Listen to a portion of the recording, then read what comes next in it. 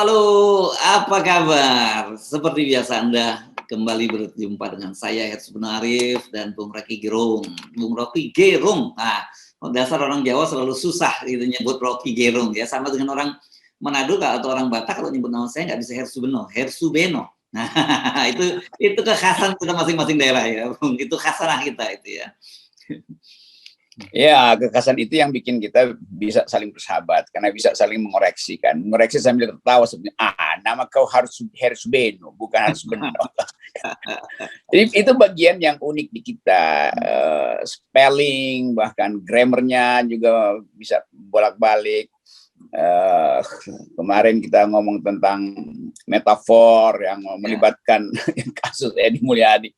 Jadi sebetulnya hal yang membuat kita intim sebagai warga negara adalah karena macam-macam perbedaan kita.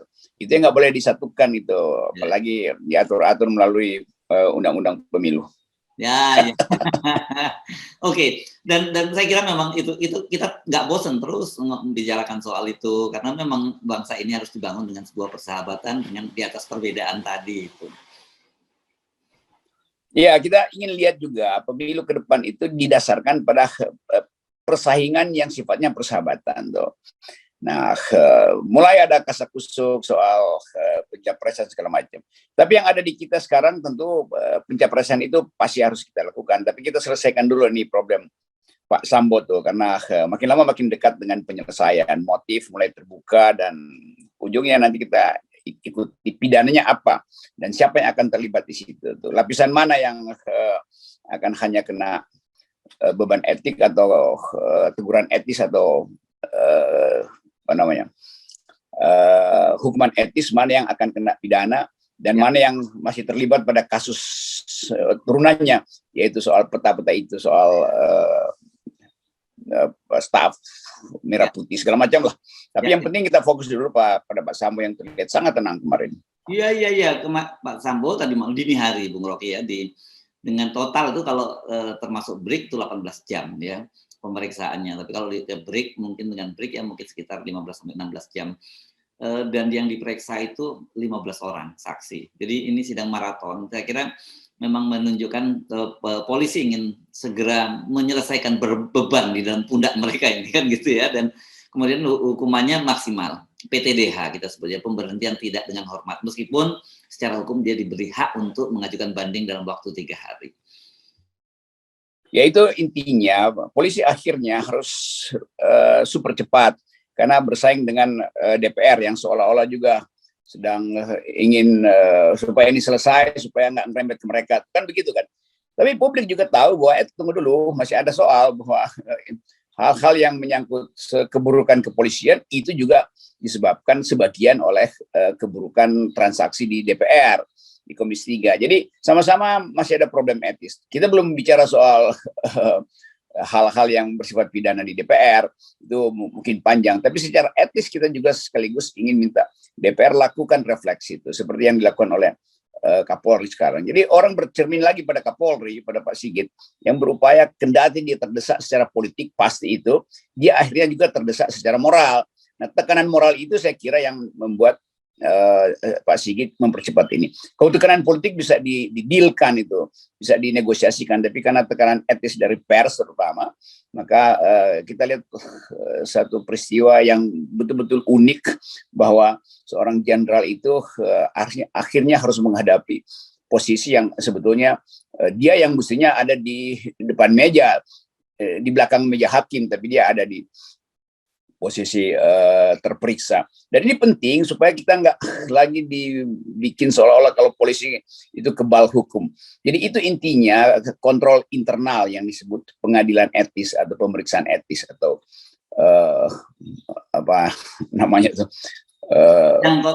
sidang kode etik. Sidang kode etik. Nah ini baru soal sidang kode etik, yaitu audit internal lah, gampangnya begitu. Nah, nanti ada audit eksternal, itu melibatkan peta-peta yang panahnya kemana-mana kemarin. Nah, kita melihat ini, tapi masih ada saja ini persoalan yang saya kira harus jadi otokritik juga terhadap kepolisian, seperti yang Anda singgung kemarin juga soal seragam gitu ya. Kemarin kan dalam sidang itu viral itu video, ada seorang anggota BRIMOB pakai pakaian loreng, pakai kayak pasukan tempur di situ, kemudian membentak-bentak wartawan karena dianggap wartawan tidak tertib dan sebagainya. Dan ini saya kira masih tetap menjadi sorotan. Memang tanpa sadar orang itu ketika pakaian itu akhirnya bisa mempengaruhi psikologi seorang gitu ya, Bung Rocky ya. Itu biasanya kepangkatan itu memang diatur dalam tradisi Eropa, bahkan itu semakin cemerlang pangkat itu lalu dianggap kehormatan semakin tinggi. Tapi itu dulu ketika raja-raja itu harus dipersiapkan sedemikian rupa sehingga tampilan fisiknya itu harus mendahului tampilan etisnya. Kan ya zaman dulu yang disebut kerajaan itu kalau bisa pakai tameng yang besar-besar dan berat supaya terlihat bahwa tubuhnya itu betul-betul untouchable. Jadi raja mesti dijauhkan dari publik dengan pembedaan kostum.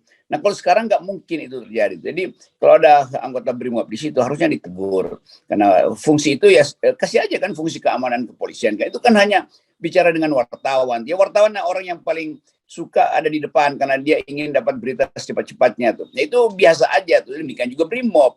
BRIMOB ingin paling di depan kalau ada kerusuhan. Tapi kan ruang sidang bukan tempat kerusuhan gitu. Jadi itu pentingnya soal-soal kepangkatan itu dan profil ketubuhan itu tidak boleh diperlihatkan dalam bentuk kekasaran. Kan ini adalah pengadilan sipil sebetulnya. Ini kan kepolisian tuh institusi sipil yang kebetulan diberi hak atau diminta oleh rakyat untuk dipersenjatai. Jadi rakyat yang meminta BRIMOB untuk dipersenjatai itu karena ada tugas-tugas khusus tuh. Jadi jangan berbalik masuk ruang sidang dengan peralatan yang sangat semi militeristik itu juga mempengaruhi orang-orang yang nonton. Tentu Pak BRIMOB yang masuk ke situ bukan karena keinginan dia tuh. Ini soal SOP. Sang petugas itu hanya menjalankan SOP bahwa dia diminta untuk membentak, bukan keinginan dia untuk membentak.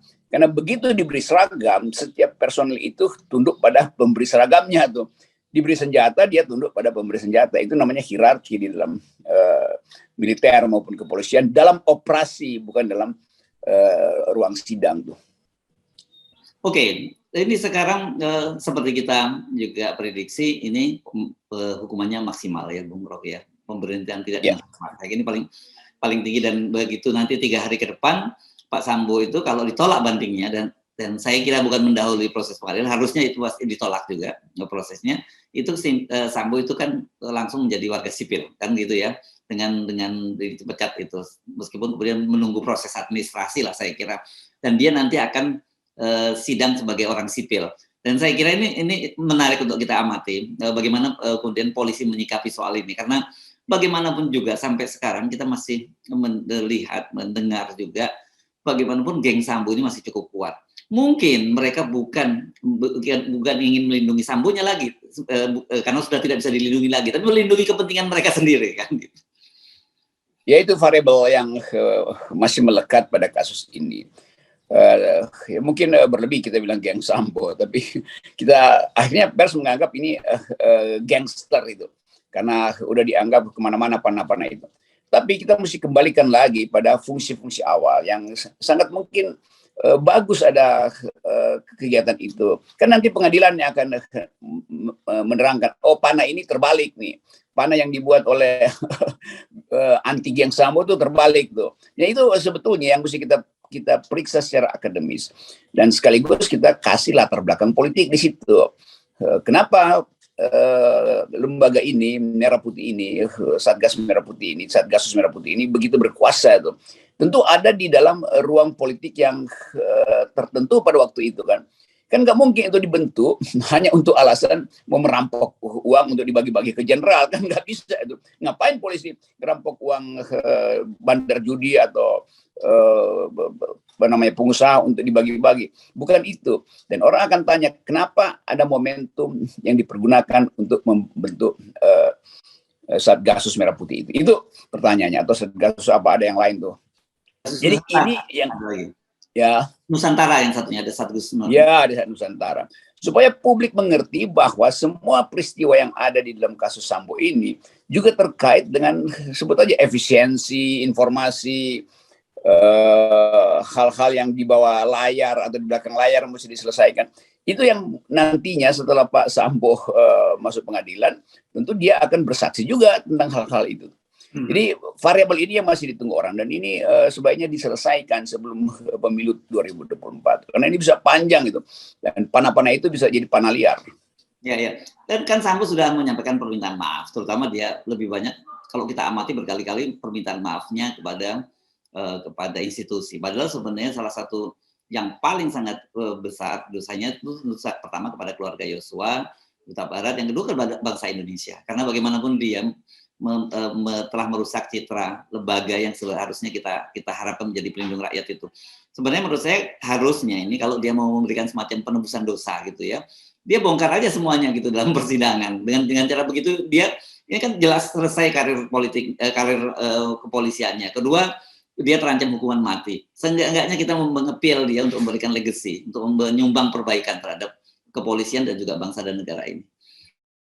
Saya kira itu yang dipikirkan oleh Pak Sambo pada waktu dia datang dengan penampilan yang sangat humanis dan mengakui itu, lalu merasa bahwa oke, bahkan Brigadir J itu adalah tanggung jawab saya ingin dia tidak dipidana segala macam, minta maaf. Jadi ini setelah kira-kira 10 hari di Makobrimob, mungkin ada pendewasaan batin pada beliau tuh. Mungkin ada pendampingan keagamaan, religius di situ tuh. Lalu dia timbul kembali semacam ya penyesalan pasti, tapi setelah penyesalan ada pendalaman hidup, kira-kira begitu. Ada perenungan yang panjang sehingga terlihat Pak Sambo itu sangat tenang itu waktu diperiksa tuh. Kan itu juga memerlukan satu situasi mental yang kuat. Apakah terjadi semacam orang sebut ekstasi itu, pelepasan dari beban, lalu ekstasi dalam pengertian psikologi ya, satu pelepasan beban sehingga dapat bayangan baru pada Pak Sambo. Oke, bangsa ini harus dibersihkan. Oleh karena itu nanti di pengadilan saya juga akan sekaligus jadi justice collaborator untuk hal yang lain misalnya tuh. Kalau pakai bahasa justice collaborator jangan-jangan itu mungkin terlalu teknis. Tapi paling enggak dia udah katakan bahwa dia manusia dan mengerti apa yang dia lakukan itu adalah keliru dan salah itu. Jadi itu yang sebetulnya akan mendampingi dia di dalam proses pengadilan. Dan bagian ini juga yang akan membuat lega, terutama keluarganya atau anak-anaknya terutama yang seolah-olah terseret di dalam kasus itu. Dan bukan seolah-olah, dan memang terseret, lalu kita nggak tahu kondisi psikologisnya anak-anak itu gimana. Pada waktu awal disebut kondisi Ibu Putri stres. Dan setelah itu orang tahu bahwa oke, memang pasti ada stres karena menyembunyikan sesuatu tuh. Tapi dulu kita bilang oke, sebaiknya Ibu Putri itu diberi hak untuk dibela, bukan dibela, mendapat perlindungan sebagai saksi nanti itu. Nah itu udah selesai. Lalu berkembang bahwa akhirnya hari ini dipanggil sebagai terperiksa juga atau tersangka. Jadi sebetulnya ya namanya apa? Tersangka ya. Tersangka ya. Sebagai tersangka tuh. Jadi suami istri dan pasti anak-anak nggak tahu bagaimana. Saya membayangkan bagaimana anak-anak itu berupaya untuk bertahan di dalam kecemasan, dalam ketidakpastian. Tuh ada 3 anak dari keluarga ini. Dan itu sebetulnya aspek humanis kita itu, karena impact itu pasti akan panjang dalam kehidupan mereka. Jadi saya kira itu bagian yang mungkin menimbulkan kerendahan hati dari Pak Sambo untuk akhirnya oke, saya terima semua ini, tapi sekaligus saya ingin memperbaiki bangsa ini dan menyelamatkan kepercayaan terhadap kepolisian, termasuk keyakinan bahwa hidupnya itu di akhir tragedi ini bisa menimbulkan pelajaran baik bagi pada semua pihak. Persoalan etika ini saya kira penting ya kita kedepankan, karena misalnya memang betul hari ini Ibu Putri ini untuk pertama kali menjalani pemeriksaan sebagai tersangka dan statusnya tidak ditahan. Ini juga tadi malam ditanyakan oleh wartawan kepada Pak Mas, tapi tidak ada jawaban karena orang kemudian. Nah kita ini yang saya kira balik lagi ke agenda kita, ini perceived injustice ya, perasaan perlakuan yang tidak adil itu yang muncul pada publik karena orang kemudian membanding-bandingkan dengan kelompok-kelompok terutama pengkritik pemerintah atau sering disebut oposisi yang dalam kasus ini karena terjerat undang-undang UU ITE harus menjalani hukuman. Banyak juga yang emak-emak yang dia bahkan harus menyusui di tahanan gitu, dan itu tidak dapat semacam keringanan atau semacam permakluman bahwa dia harus menenangkan diri dan lebih dahulu dan kemudian tidak ditahan seperti pada Putri Sambo. Yang gini-gini menurut saya mesti juga menjadi perhatian dari pimpinan Polri. Ya itu yang tadi saya sebut, ini jadi pelajaran sehingga orang mulai melihat bahwa nggak boleh ada diskriminasi itu. Bahwa Ibu Putri mungkin lagi dalam kondisi yang belum pulih secara fisik, tapi tetap mesti diterangkan kenapa tempat lain ada penahanan, kenapa yang ini tidak tuh. Jadi kendati kita berempati dengan beban batin pada keluarga ini, kita berempati pada beban keluarga ini secara batinnya yang adalah efek dari perbuatan Sambo yang disangkakan pada dia. Tapi sekaligus kita mau lihat prosedur hukum itu yang harusnya imparsial itu terhadap kasus ini. Nah itu yang mestinya juga diterangkan karena publik bertanya-tanya kenapa tidak ditahan, apakah ada keistimewaan tuh. Jadi hal-hal semacam ini yang kelihatannya kecil tapi dimensinya panjang karena perlakuan terhadap orang lain yang tidak setara tuh. Kalau aktivis langsung diborgol tuh. Kalau koruptor masih bisa dikasih hak untuk wawancara segala macam tuh. Jadi ini semua menimbulkan pertanyaan tentang etika penegakan hukum kita. Jadi soal etika penegakan hukum kita dan etika penggunaan prosedur dasar penahanan seseorang. Tapi sekali lagi, bagian-bagian ini kita pastikan akan membuat kita makin dewasa bahwa hukum itu jangan dipermainkan. Apalagi hukum terhadap para oposisi itu justru yang mereka yang berupaya untuk membongkar korupsi itu bisa dihalang-halangi. Tapi keadaan nanti akan terbalik. Lalu kelompok oposisi mungkin yang merasa oke, kalau begitu kami akan balas dendam nanti. Itu kan buruk.